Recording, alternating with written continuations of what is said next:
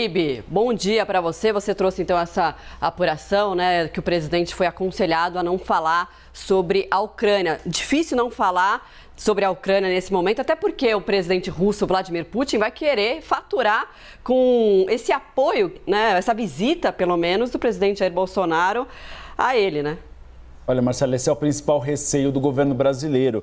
E é dado como favas contadas que haverá esse aceno, porque Vladimir Putin quer mostrar nesse momento que não está isolado, que ele tem o apoio de outras lideranças mundiais. Ele fez isso com Xi Jinping, líder da China, estavam juntos, tiveram um encontro e Vladimir Putin depois disse que tem o apoio da China em relação à questão da OTAN. E agora, mesmo que o presidente Jair Bolsonaro não fale sobre o assunto, não dá para controlar o que a imprensa e o governo russo farão em relação a essa visita. Inicialmente, bom dia a todos, bom dia Basília, bom dia Marcelo e bom dia Daniel. É o pior momento, isso é uma avaliação dentro do Congresso Nacional. O presidente poderia ter adiado para março, decidiu ir agora, também por interesse político, segundo alguns auxiliares presidenciais. O presidente, ele viu a posição dele no mundo um pouco desgastada e também houve um arrefecimento dos apoios dele, sobretudo com a saída de Donald Trump dos Estados Unidos e Benjamin Netanyahu em Israel. E aí o presidente Jair Bolsonaro também viu o ex-presidente Luiz Inácio Lula da Silva recentemente em um encontro com Emmanuel Macron na França e com Pedro Sánchez na Espanha. Então, há o interesse dos dois lados de mostrar que não estão isolados, mas as consequências podem não ser boas. Estamos falando dos Estados Unidos. Joe Biden já deu recados ao governo brasileiro de que isso pode gerar interpretações equivocadas, sobretudo dos países que formam a OTAN. Inclusive, o secretário de Estado americano chegou a conversar com Carlos França, chanceler brasileiro, para tentar demover essa viagem. O presidente Jair Bolsonaro bateu o pé, disse que teria de ir porque poderia parecer como uma espécie de criar uma situação embaraçosa em relação a Vladimir Putin. Ele vai.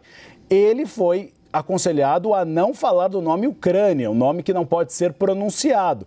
Mas diante do quadro atual, caso seja citado por Vladimir Putin ou pelo governo russo, a orientação dada pelo Palácio do Itamaraty, segundo eu conversei, é que ele defenda a paz, defenda uma resolução pacífica.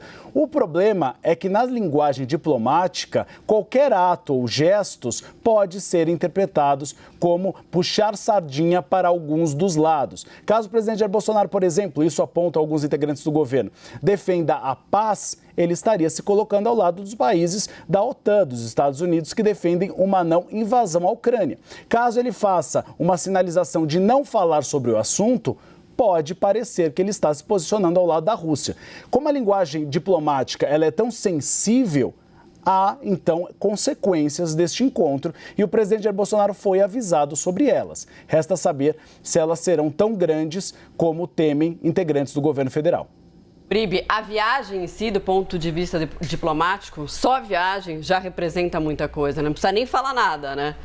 Não, só o fato de você pousar ao lado de Vladimir Putin abraçado já pode ser explorado pelo governo russo como uma indicação de apoio. A gente viu que quando Emmanuel Macron, presidente francês, foi conversar com Vladimir Putin para tentar chegar a uma pacificação, Vladimir Putin saiu do encontro com um discurso e Emmanuel Macron saiu com outro, como se fossem encontros diferentes. Cada um ressaltou um lado dessa conversa. Então pode acontecer o que eles chamam de um telefone sem fio. O presidente Jair Bolsonaro sai com um discurso, só que Vladimir Putin, com os interesses políticos dele, pode sair com outro discurso, até envolvendo o governo brasileiro neste imbróglio local. Então, tudo é muito sensível e é essa a preocupação do Palácio do Itamaraty e também de algumas áreas econômicas do governo, que acham que isso pode, sim, azedar o clima com os Estados Unidos. Lembrando, os Estados Unidos são nosso segundo maior parceiro comercial. Então, qualquer incidente diplomático pode ter consequências.